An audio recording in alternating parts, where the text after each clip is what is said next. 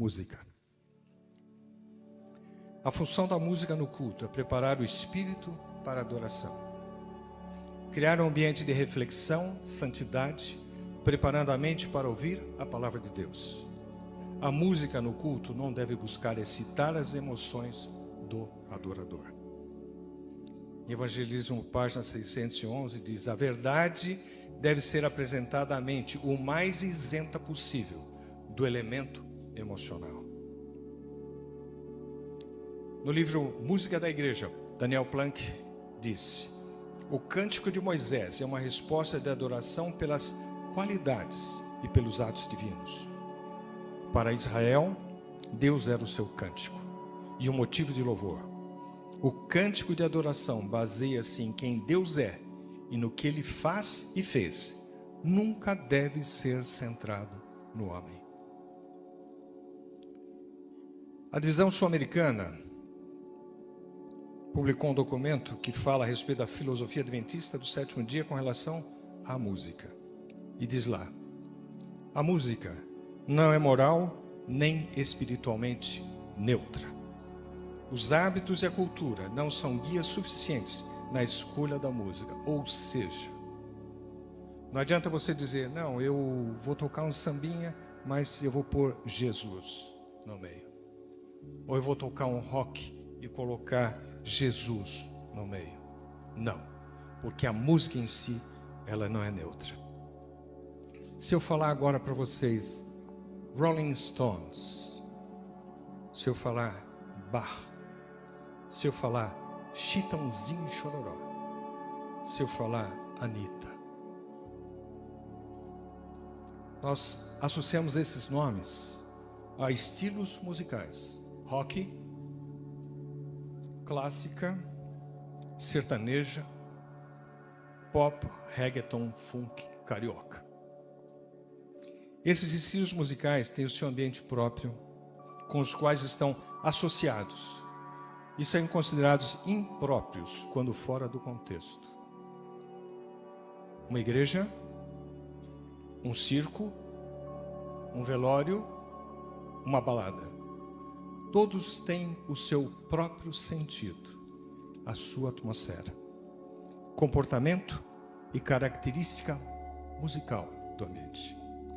É impróprio ou fora de contexto ouvir uma música de funeral num circo, ou uma música de balada num funeral. É impróprio. Portanto, é impróprio ouvirmos músicas com roupagem sacra, mas de estilo popular, em um culto de adoração. É impróprio.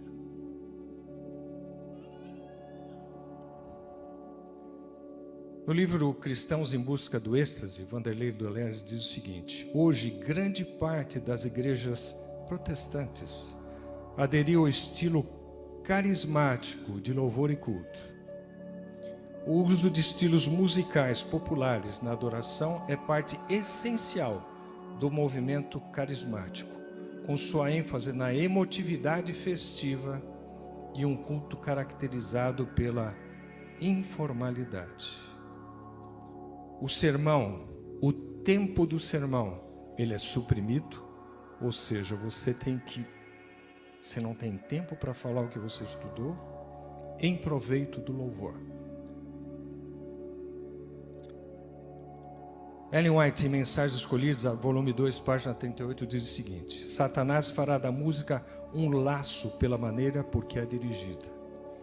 Deus convida seu povo que tem a luz diante de si, na palavra e nos testemunhos, a ler e considerar os conselhos.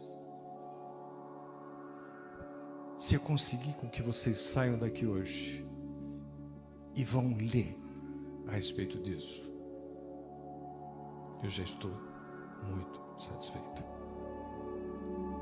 Hoje muitos seguem ignorando as instruções divinas e continuam fundamentando seus conceitos e valores na própria opinião, nos gostos pessoais, nas ideias de pessoas influentes ou nas práticas das maiorias.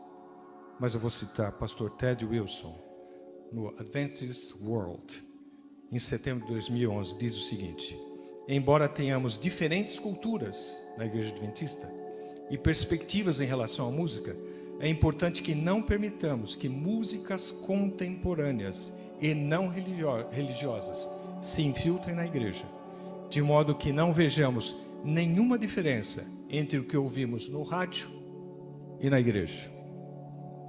Se você ouvir na igreja uma música que você não consegue diferenciar se essa música é da igreja ou do rádio, Ted Wilson, ainda na pregação na Conferência Geral em 2013, diz o seguinte: resistam aos estilos de adoração e música que estão mais centrados no entretenimento do que na humilde adoração a Deus. Se a música soa como pertencendo a um concerto de rock ou uma casa noturna, ela deve permanecer lá, no concerto de rock ou na casa noturna. Qual o papel da liderança da igreja? Ezequiel 44, 23 diz o seguinte: a meu povo ensinarão a distinguir entre o santo e o profano, e o farão discernir entre o imundo e o limpo. Ellen White, no Grande Conflito, página 509, diz o seguinte: a conformidade aos costumes mundanos converte a igreja ao mundo, jamais converte o mundo à igreja. Hoje, às vezes, a gente tem a impressão que a gente tem que fazer as coisas, sobretudo quando a gente quer buscar o pós-moderno, que a gente deve fazer no estilo, não é? O mais parecido possível com o que eles estão acostumados. Mas eu vou repetir. O Grande Conflito, página 509. A conformidade aos costumes mundanos converte a igreja ao mundo, jamais converte o mundo à igreja. E o último ponto que eu gostaria de tocar. Há tempos que tem entrado nos nossos serviços de culto o uso do aplauso. Em geral, após uma apresentação musical, um aplauso. E quando eu ouço isso, eu sempre me pergunto o seguinte: por que nós não batemos palmas para os diáconos quando recolhem a oferta? Por que nós não batemos palmas para os professores da escola sabatina das crianças? Por que nós não batemos palmas para os que ornamentam a igreja? Por que não para o zelador, que deixa a nave deliciosamente limpa a cada sábado? Eles não estão fazendo o trabalho do Senhor? Não são dignos de serem reconhecidos? Existem 3 bons artigos denominacionais a respeito desse assunto. Um foi escrito por Lee Roy Holmes. O título em inglês é And Now a Round of Applause. Quer dizer, e agora uma rodada de aplausos. Lá ele diz: a origem histórica do aplauso remonta ao teatro, a arena de esportes e o encontro social. A introdução do aplauso no culto sagrado ofende a sensibilidade espiritual dos que têm essa compreensão. Para estes, o aplauso no serviço do culto muda o foco da adoração do vertical para o horizontal. Diz ele ainda: é uma anomalia como tocar um rock ou um funk ou um samba em um serviço de comunhão. Seculariza-se o sagrado. As palmas expressam aprovação, gratidão, louvor, e a gratidão pelo entretenimento agradável ou excitante que apresentaram. A razão para a rejeição de palmas no culto é que no culto toda a adoração, toda a honra e toda a glória e louvor deve ser dados exclusivamente a Deus. No livro Música no Tempo do Fim, Leandro Dalla, ele tem uma frase que eu achei muito interessante. Lá diz o seguinte: louvar é agradável, adorar nem sempre. Se há louvor ao humano, não há adoração a Deus.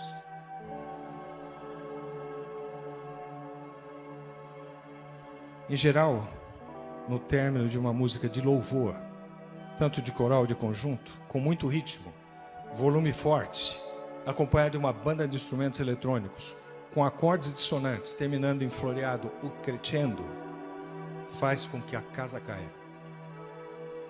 As emoções crescem, a congregação aplaude, porque se identificou com o que lhe deu prazer e fez sentir bem. Se a congregação se emocionou, muitos acham que Deus também se emocionou. Mas não. O aplauso só mede o valor do entretenimento. E num culto, Deus não está para ser entretido. Em geral, e a gente nota que músicas com instrumentos acústicos, hinos clássicos, músicas que levam a introspecção e meditação, terminando em um ralentando e pianíssimo, nunca recebem palmas. Existe um trabalho que foi feito, um trabalho acadêmico que foi feito no Departamento de Filosofia da Universidade Adventista de Klabat, pelo Dr. Max Valheim. E é uma revisão teológica. O título do trabalho é Clapping in Seventh-day Adventist Worship. Quer dizer, uma tradução assim é o aplauso no serviço de culto da Igreja Adventista. E lá ele fala 4 razões pelos quais as palmas estão entrando na igreja. Primeira, o aumento do secularismo em nossas igrejas pela adoção do padrão midiático secular de entretenimento nos serviços da igreja. Segundo, a adoção de cultos e estilos evangelísticos das mega churches, igrejas carismáticas e pentecostais, onde normalmente você não tem mais um púlpito, e sim um palco. Terceiro, aculturar a igreja incorporando elementos da tradição local na forma de músicas e teatralização e conceitos não cristãos de adoração. E por fim, falta de entendimento do que a Bíblia e o Espírito de profecia dizem a respeito destas coisas.